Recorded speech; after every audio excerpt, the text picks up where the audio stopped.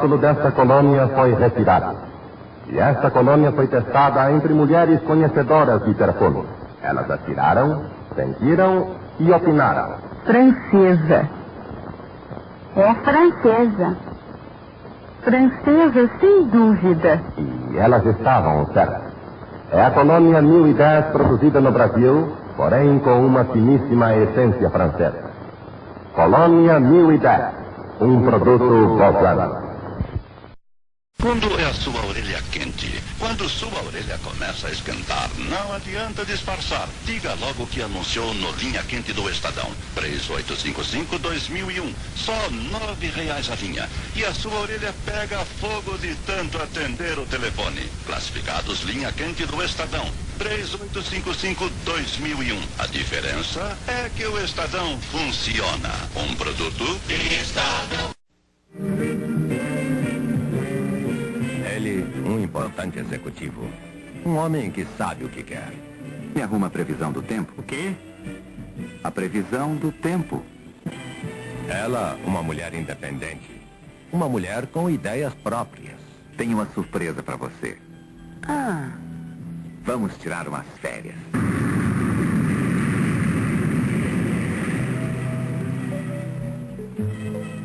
Os dois, um casal de muita classe.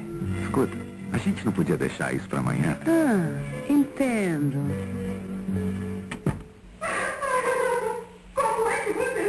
Humanos. Esportivos. Sempre em busca de novas emoções. Ela na direção da casa. Ele na direção do carro.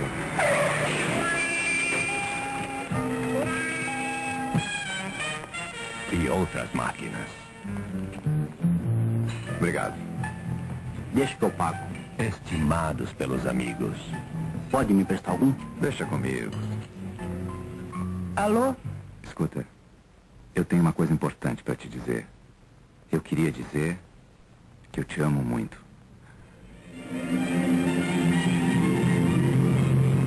Realmente, eles formam um casal de muita classe. E como todo casal de classe, eles são clientes de um banco só, Itaú. O Itaú orienta investimentos, financia passagens, hotéis, TV a cores, faz seguro de vida, financia a compra da casa, do carro novo e o seguro do carro novo, quebra os galhos de dinheiro e paga todas as contas, até a do telefone. O Itaú participa da vida deles, também com muita classe. Drácula aportou no Rio de Janeiro. E ele não quer uma, nem duas, nem três, agora são 7. 7 lindas garotas. E tudo que pode acontecer, acontece. A confusão aumenta quando surge em cena Raimundo Marlow, o mais particular dos detetives particulares. Você acha mesmo? As 7 vampiras, elas, as noivas de Drácula, deixam seus jazigos à hora solitária da meia-noite para vir em busca do elixir da vida eterna. Sangue.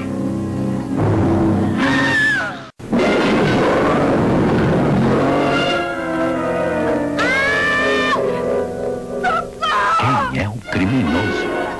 Vamos para todas. Quem são as vítimas? Para, senão eu atiro. É um sufoco. É uma loucura. São as vampiras mais piradas e mais gostosas que você já viu. Uma história incrível, com um elenco grandioso. Nicole Puzzi, Nuno Leal Maia, Andréa Beltrão, Simone Carvalho, Ariel Coelho, Lucélia Santos e apresentando Suzana Matos como a glamurosa Clarice e Léo Jaime como o roqueiro Bob Ryder, cantando e encantando suas fãs com o sucesso do ano, As 7 Vampiras.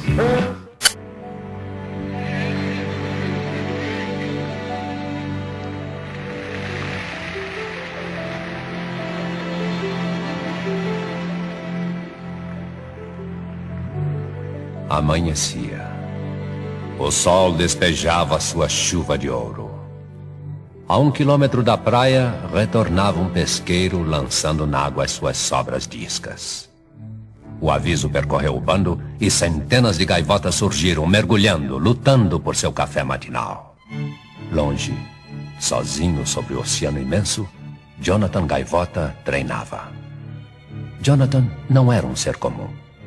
As gaivotas, em geral, não cuidam de aprender nada sobre o voo. Por instinto, voam da praia à comida e da comida à praia. Para o bando de Jonathan, só interessava comer. Para ele, porém, a glória de viver era voar. Não sabia o porquê, mas sentia em si a exigência essencial de descobrir os limites possíveis do voo perfeito e o que se poderia ou não realizar no ar. Frequentemente, em voos a baixa velocidade, ele estolava e caía. Mas não se dava por vencido. Ele aprendera um pouco mais e crescia em seu peito a esperança de melhorar na tentativa próxima. Era para seus pais uma preocupação angustiada, aquele filho que quase sempre se esquecia de comer. Por que, John? Perguntava-lhe a mãe. Por que é tão difícil ser como as outras gaivotas? Por que não deixa esse voo lento para os pelicanos, para os albatrozes? Meu filho, você não come. Você é pena e osso. Dizia-lhe também seu pai, bondoso, mas enérgico. Olha aqui, Jonathan. Aí vem o inverno, os barcos de pesca serão poucos. Os peixes estarão nadando mais profundamente. Se você tem algo que aprender, aprenda sobre alimentos e como obtê-los. Jonathan concordou e esforçou-se em ficar junto ao bando, indo daqui a acolá, circulando os barcos, os piers, em busca de migalhas como seus irmãos. Mas não faz sentido ficar assim aqui e ali quando há tanto que aprender. E não se contendo num impulso, lá estava Jonathan outra vez mar adentro, sozinho, faminto, feliz, aprendendo.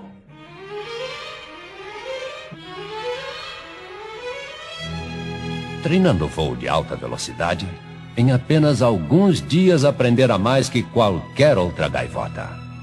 Contudo, sempre que atingia certa velocidade em seu voo de mergulho, perdia a estabilidade, descontrolava-se e caía. Tentava e tentava, outra e outra vez, e se transformava numa massa de penas estatelando-se nas águas. Certa vez quase conseguiu acertar, mas o final foi a pior das derrotas. Caiu contra o mar, desmaiou.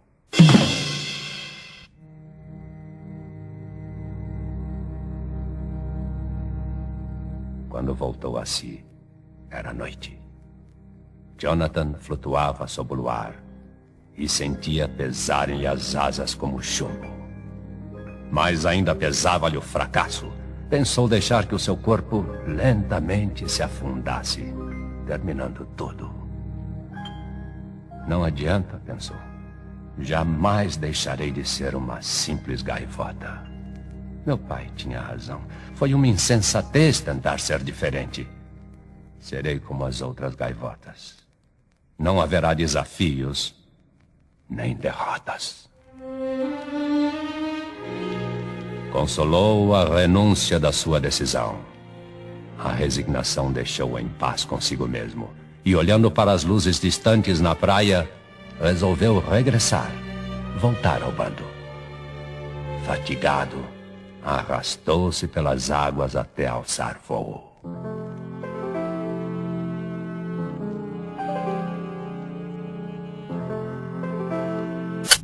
Querido pai, a gente sonha.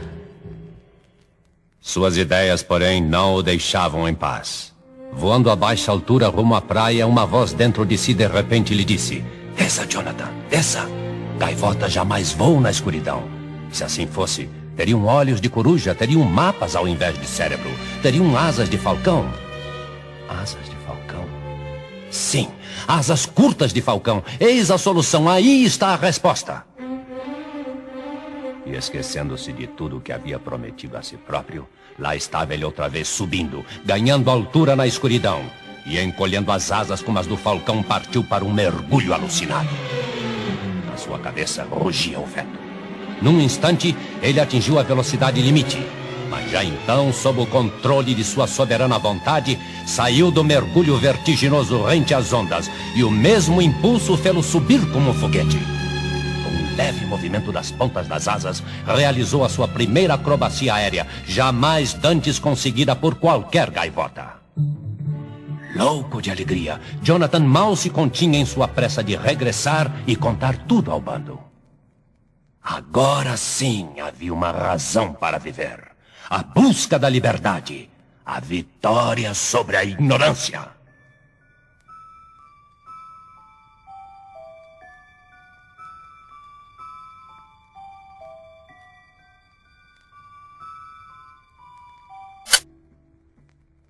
Quando por fim se uniu ao bando lá na praia, as gaivotas em severo conselho reunidas esperavam-no.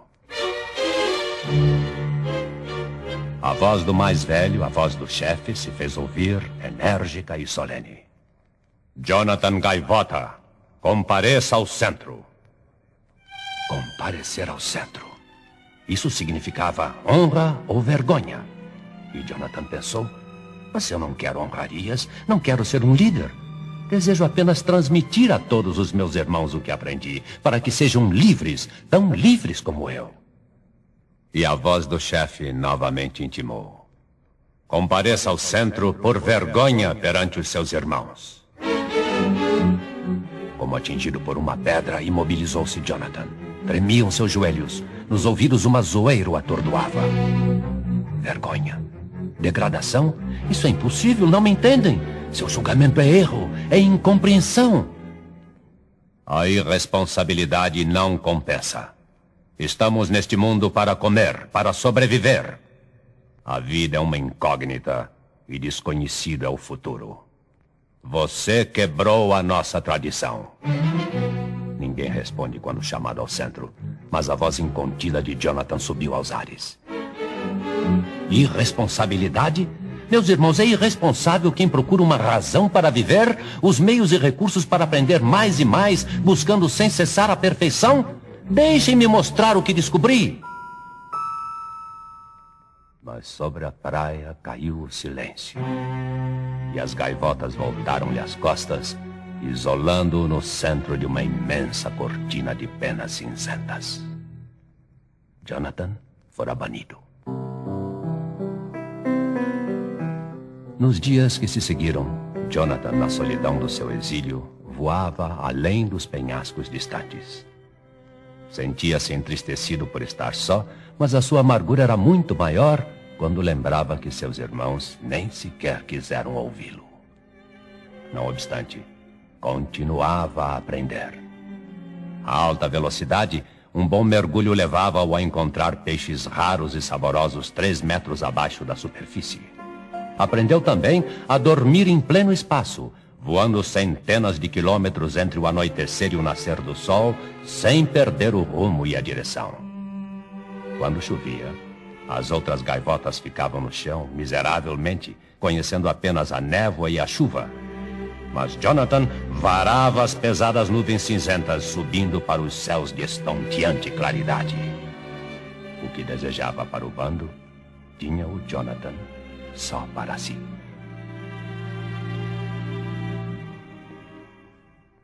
Certa noite elas chegaram e encontraram Jonathan sozinho, em paz, planando nos céus que ele amava. Eram 2 gaivotas brancas como a luz das estrelas. E Jonathan notou que elas voavam como ele, acompanhando, tanto num longo tonô lento como num veloz mergulho. Finalmente, curioso, perguntou: quem são vocês? Somos do seu bando, Jonathan. E viemos aqui para levá-lo para o alto, para casa. Mas eu já não tenho casa nem bando. Minhas asas não mais conseguem impulsionar este velho corpo para cima. Levam sim, Jonathan. Aprendendo sempre um pouco mais, elas o levarão para o alto. Subitamente, Jonathan compreendeu. Seu olhar percorreu demoradamente, pela última vez, o seu amado céu. E então ergueu-se no ar, acompanhando as duas radiantes gaivotas, e desapareceu num outro céu perfeito e escuro. Enquanto voava, notou que o seu próprio corpo começava a adquirir a mesma luminosidade das duas gaivotas. E sentia-se então rejuvenescer. Com menos esforço, desenvolvia maior velocidade que nos seus melhores tempos na Terra. As nuvens se abriram e Jonathan ouviu os votos de boa viagem e feliz pouso das duas gaivotas, que desapareceram, deixando-o novamente sozinho.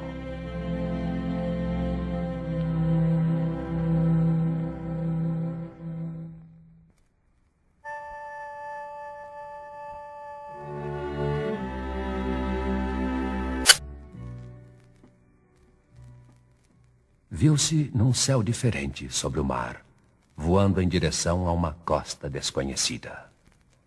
Avistou algumas gaivotas, admirado de serem tão poucas, 1 dúzia talvez, mas ficou contente ao perceber que todas voavam como ele. Essas gaivotas teriam vivido muitas existências, até descobrirem que a vida era mais do que comer ou lutar ou ter um poder no bando. Então refletiu, isto é o paraíso? O céu que eu tanto amo? Mas eu sempre ouvi dizer que o paraíso estaria repleto de gaivotas e que ninguém no paraíso se cansa. Eu vejo tão poucas gaivotas aqui e me sinto fatigado. Jonathan pousou na praia batendo as pontas das asas. Mas notou que as outras gaivotas não o faziam. Apenas modificavam o ângulo de suas penas sem bater as asas. E pousavam maravilhosamente, pairando no instante de tocar os pés na areia. Que maravilhoso controle, pensou Jonathan. Isto também hei de aprender. Ao amanhecer nesse novo céu que era também dele, Jonathan iniciou o seu novo aprendizado.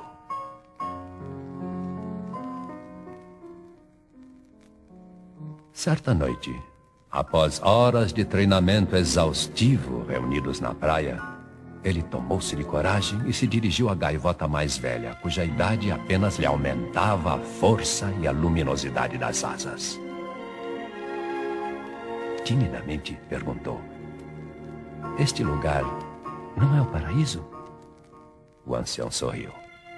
"Não, Jonathan. Este lugar não é o paraíso."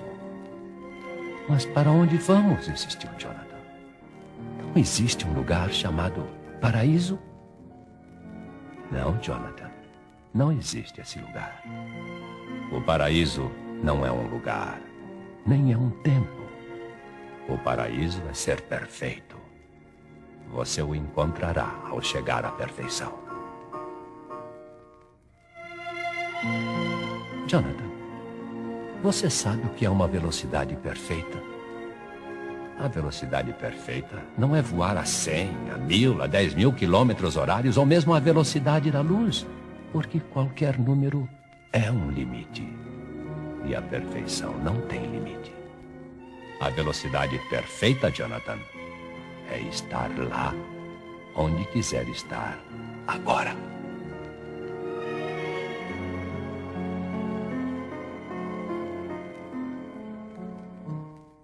Nos dias seguintes, como nos anteriores, Jonathan concentrava-se horas e horas. Com o passar do tempo, Jonathan mais e mais se lembrava da terra de onde viera. E quanto mais treinava, mais sentia a necessidade de retornar para a sua origem e talvez encontrar uma gaivota que pensasse como ele e ensinar-lhe o que ele próprio aprendera.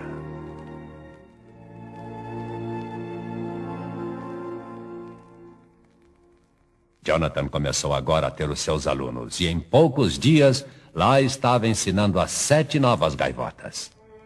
Uma delas chamava-se Fletcher. Era ainda muito jovem, impulsiva. como ele fora banida por querer aprender a voar melhor. E Fletcher estava voando em direção aos penhascos distantes, quando surgiu à sua direita uma deslumbrante gaivota branca que jamais imaginara existir. O jovem Fletcher quase ficou em pânico vendo-a tão perto. Mas uma voz bondosa disse-lhe suavemente: "Você quer voar, Fletcher? Quer realmente aprender? Mais que tudo quero aprender. Fletcher, você é capaz de aprender, perdoar aqueles que o condenaram e voltar e ensiná-los também? Sim, eu quero. Então vamos começar a primeira lição, o voo horizontal." Naquela mesma noite, acercando-se da velha e radiante gaivota, Jonathan falou: Eu preciso voltar para ensinar aqueles que queiram aprender a voar." "Sim, meu filho, volte. Mas antes, conheça o mais atraente, o mais fascinante, o mais sublime do seu aprendizado. Você ainda precisa de um tempo, e então estará pronto para o voo mais alto, o voo do amor e da bondade." Chegou, enfim, o dia em que Jonathan disse aos seus alunos: "É tempo de regressar, é hora de voltar." Seus alunos sentiram um fêmito de angústia, porque o regresso parecia impossível. Um banido jamais retorna. É a lei do bando, a lei milenar. Entretanto, não vacilaram. Quando Jonathan levantou o voo, os 7 o acompanharam em dupla formação de diamante.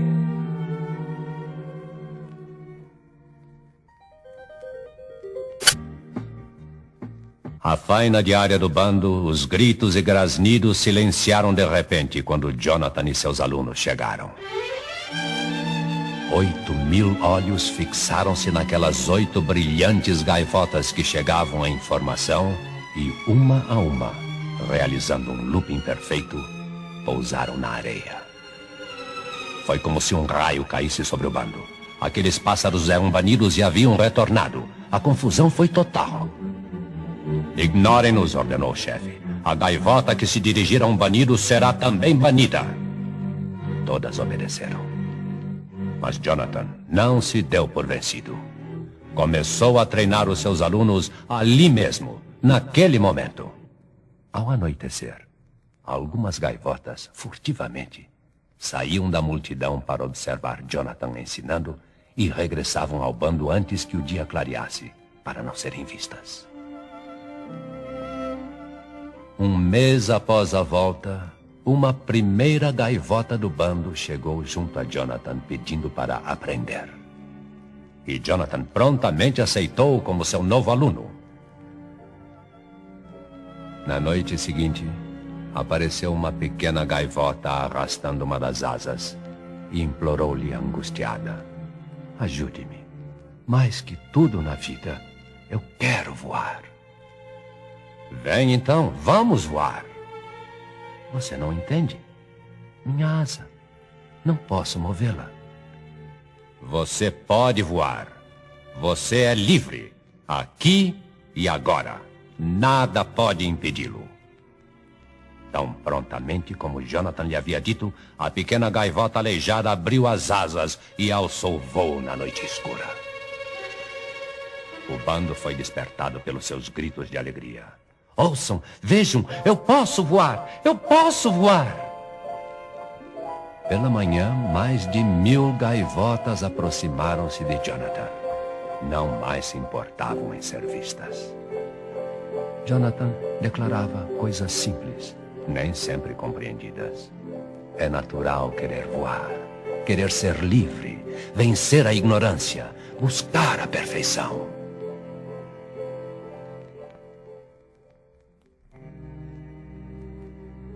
E assim, uma a uma, as gaivotas chegavam a ele e aprendiam um pouco mais. Seus alunos, já próximos da perfeição, agora começavam a ensinar.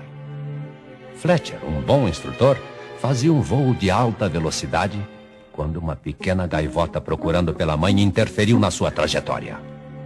A 1 milésimo de segundo da colisão, Fletcher desviou-se e bateu contra o rochedo.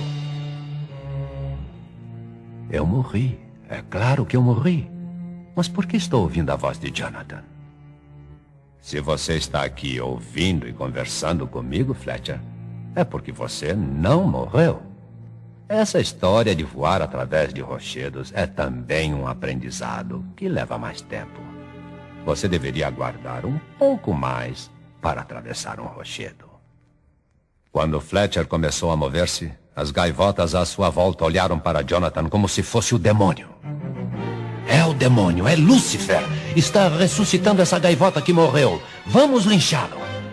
Grasnando, bicos abertos, arremessaram-se contra Jonathan. Não seria bom se a gente pudesse sair daqui? Perguntou Fletcher. Pois se quiser, vamos. E num segundo lá estavam eles acima do bando, pairando muito alto. Fletcher olhou para Jonathan fascinado. Como conseguiu isto? Como sempre, Fletcher, aprendendo e treinando. Treinando e aprendendo.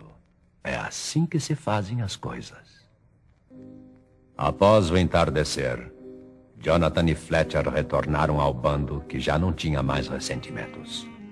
Jonathan disse a Fletcher e aos seus alunos: agora chegou a vez de vocês ensinarem como aprenderam comigo e como aprendi com a velha gaivota no mundo de onde viemos.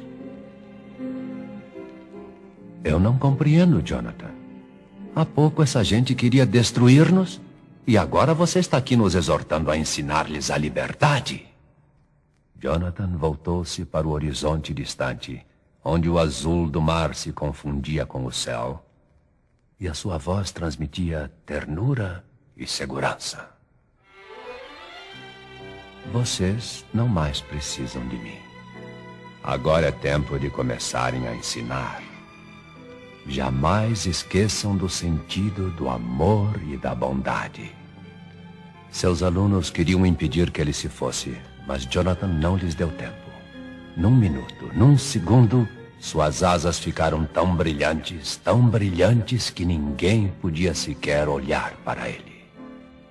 E pouco depois, pairando sobre a praia, Jonathan começou a ficar transparente. E o seu corpo luminoso foi se desvanecendo no espaço infinito.